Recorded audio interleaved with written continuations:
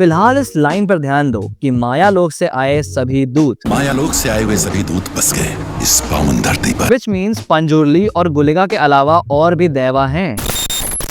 कर्नाटका के एंशिएंट और पवित्र रिचुअल भूताकोला को एक्सप्लोर किया था 2022 की फिल्म कांतारा ने। एक अपफ्रंट और एक क्लोज एक्सपीरियंस इस रिचुअल में जिसने पूरे इंडियन सिनेमा में तहलका मचा दिया और अपनी ओपन एंडिंग के साथ एक सवाल छोड़ गई कि अब आगे क्या। लेकिन इससे भी ज्यादा इंटरेस्टिंग सवाल है कि इसके पीछे क्या। जो भूताकोला का रिचुअल है, इसके एंशिएंट रूट्स क्या हैं, इसके पीछे का मिथोलॉजिकल लोर क्या है। एंड इसी चीज का जवाब देगी हमें Kantara chapter 1, a prequel to Kantara, जो हमें लेके चलती है कांतारा के प्रोटैगनिस्ट शिवा के पूर्वज के टाइम में, जो कि सेट है कदंबा डायनेस्टी के दौरान यानी कि 3rd सेंचुरी, जो हमें दिखाएगा पंजुर्ली और गुलिका देवा के ओरिजिन्स के बारे में और कैसे सदियों से वो कांतारा की जमीन की रक्षा करते आ रहे हैं। ट्रेलर के visuals are mind blowing, 125 crore completely justified है हर एक फ्रेम में। सीजीआई का मिनिमल यूज, इंस्टेड उसकी जगह प्रैक्टिकल इफेक्ट्स और प्रैक्टिकल सेट्स पे ज्यादा डिपेंड होती है ये फिल्म। और अगर हम पिछले पार्ट से कंपेयर करें इसका स्केल, तो वो भी काफी ज्यादा बढ़ा है। तो यानी कि इन टर्म्स ऑफ स्टोरी और वर्ल्ड में भी हम काफी एक्सपेंशन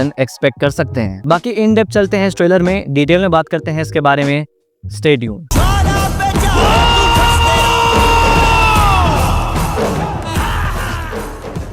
तो ट्रेलर शुरू होता है कांतारा के सीन से जहां शिवा के पिता गायब हो जाते हैं, या हम कहें डिवाइन वर्ल्ड में चले जाते हैं, जिस पर वो एक सवाल करता है कि इसी पर्टिकुलर स्पॉट पे ही उसके पिता क्यों अदृश्य हुए। जिसका जवाब देते हुए फिल्म जाती है कदंबा डायनेस्टी के टाइमलाइन में, ये बताते हुए कि इसी स्पॉट पे उनके पूर्वज रहा करते थे, जहां हमें जंगल में ऐसे पूरा छोटा सा गाँव दिखाया जाता है, कांतारा गांव। एंड ये वही एग्जैक्ट सेम जंगल है जो कांतारा फिल्म में हमने देखा था। फिर हमारे सामने ये राजा आते हैं, एंड जैसा मैंने बताया कि ये कदंबास के टाइम पे बेस्ड है, तो ये कदंबा रूलर हो सकते हैं। बाकी कोई ऐसा रिजेम्बलेंस तो नहीं है, लेकिन अगर डेट्स के हिसाब से जाएं, स्पेशली कदंबा डायनेस्टी के एस्टैब्लिशमेंट के टाइम पे, जो कि है 345 CE, जिसके अराउंड मोस्ट प्रोबेबली ये मूवी का टाइमलाइन सेट हो सकता है, तो उसके हिसाब से ही कैन बी मयूर शर्मा, जिन्होंने कदंबा डायनेस्टी को स्थापित किया था। तो नेक्स्ट सीन में यहाँ ये आदमी एक बच्चे के साथ खड़ा है, एंड उसके सामने ये ढेर सारे सोल्जर्स जो उसी के हैं। यहाँ ध्यान से देखो तो वो किसी को घसीट के ले जा रहे हैं। एंड देन अगले सीन में हम वही सेम सोल्जर्स देख सकते हैं जो यहाँ किसी दूसरे सेना से लड़ रहे हैं। तो यहाँ पर मोस्ट प्रोबेबली ये जो है ये मयूर शर्मा हो सकते हैं। एंड ये पार्ट में हमें कदंबा डायनेस्टी के एस्टैब्लिशमेंट को दिखाया जा रहा है, जो कि टेक्स्ट के अकॉर्डिंग इसी तरह से हुआ था, जहाँ मयूर शर्मा ने कर्नाटका के बनवासी में अपने लोगों के साथ एक कैंप सेटअप किया था, और फिर जो पल्लवास थे उनके ऊपर अटैक करके उन्हें हराया, एंड देन अपने राज्य को स्थापित किया। फिर यहाँ आगे भी हमें दिखाया जा रहा है, देखो आर्मी ऐसे आगे बढ़ रही है, जंग चल रही है, सेम वही कदंबाज और पल्लवास की लड़ाई। फिर इस सीन में यहाँ पर ये यंग लड़का ऐसे पड़ा हुआ है।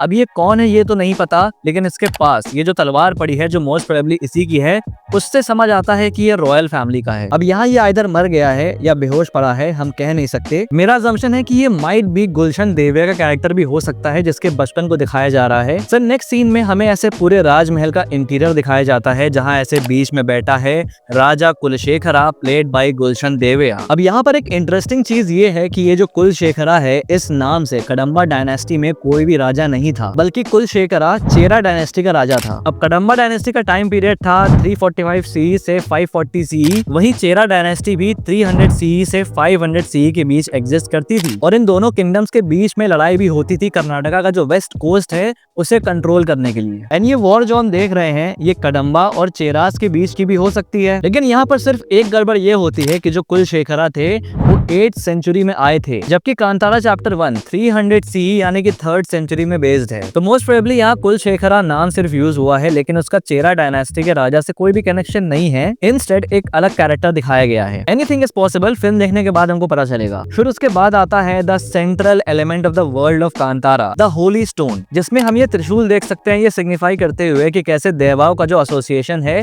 वो शिव भगवान से है, एंड इसीलिए यहाँ पर ये त्रिशूल बना हुआ है। ऐसा ही पत्थर जिसमें त्रिशूल का निशान है हमने कांतारा में देखा था, जिसको राजा अपने साथ लेके जाता है, बट वो थोड़ा अलग शेप में था और ये अलग शेप में है, जिससे कि एक और पॉसिबिलिटी बनती है कि इस फिल्म में सिर्फ और सिर्फ पंजुर्ली और गुलिका देवा ही नहीं, बल्कि और भी देवा हमारे सामने इंट्रोड्यूस किए जाएं। अब क्यों ये चीज पॉसिबल है? वेल, इस सीन के बाद एक लाइन फॉलो होती है कि जब भी पृथ्वी पर अधर्म बढ़ता है तो ईश्वर धर्म की रक्षा करने के लिए अपने दूत पृथ्वी पर भेजता है और माया लोक से आए सभी दूत बस गए हैं इस पावन धरती पर और फिर एक एस्टेरॉयड क्रैश होते हुए दिखाता है ऐसे जंगल में। अब इस एस्टेरॉयड के पीछे की कहानी अभी आगे समझाऊंगा, फिलहाल इस लाइन पर ध्यान दो कि माया लोक से आए सभी दूत, मायालोक से आए हुए सभी दूत बस गए इस पावन धरती पर। विच मीन्स पंजुर्ली और गुलिका के अलावा और भी देवा हैं। इनफैक्ट कईयों के जाने माने नाम भी हैं जैसे पिलीपूता, कालकुड़ा, पिली चामुंडी एंड कोटी चेन्नया, जिन्हें फोकलोर के अकॉर्डिंग शिव भगवान ने अलग अलग टाइमलाइंस में धरती पर भेजा था। अब इसको लेके एक और थ्योरी बनती है, वो भी आगे बताता हूँ। अब इस सीन में ये बच्चा दिखाया जाता है जिसको ऐसे शेर सर्कल कर रहा है एंड आगे हम देखते हैं कि ये कांतारा गांव वालों को मिल जाता है जो इसका नाम रखते हैं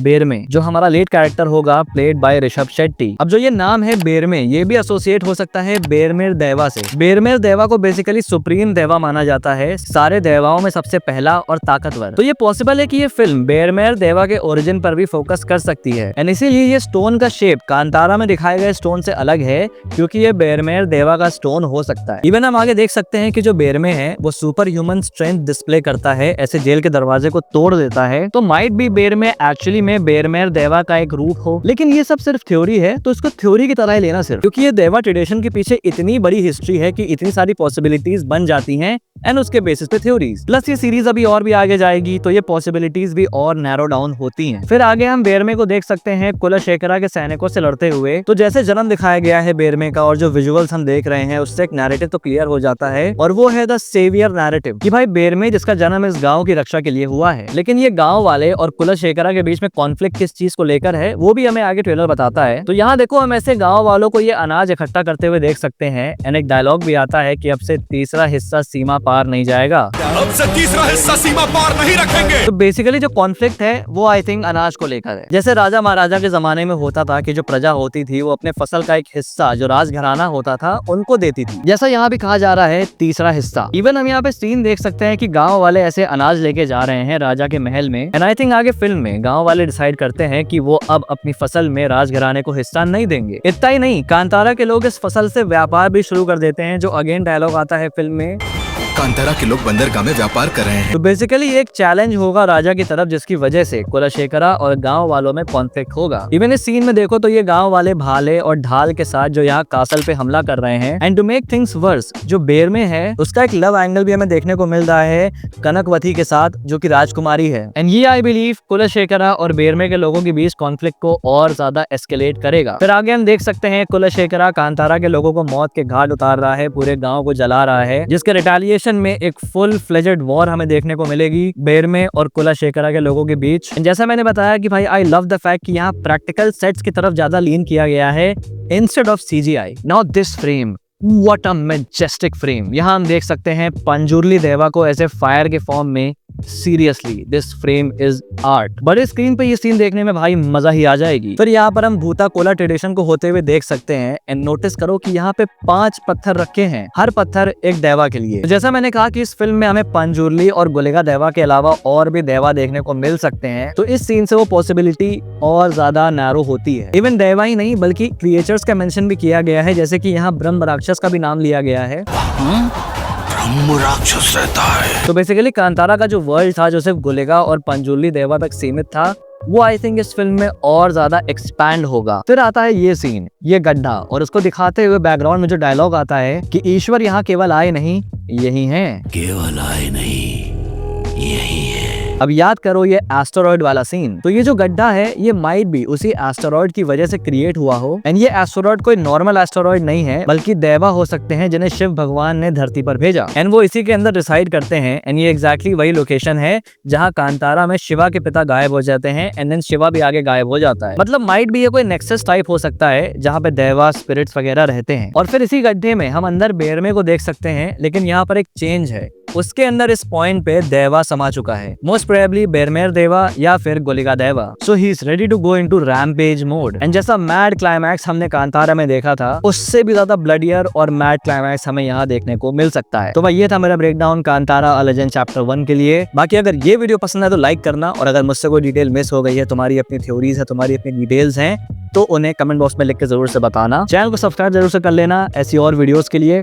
till then, this is your pop culture net signing off. We'll see you guys in the next video and thanks for watching.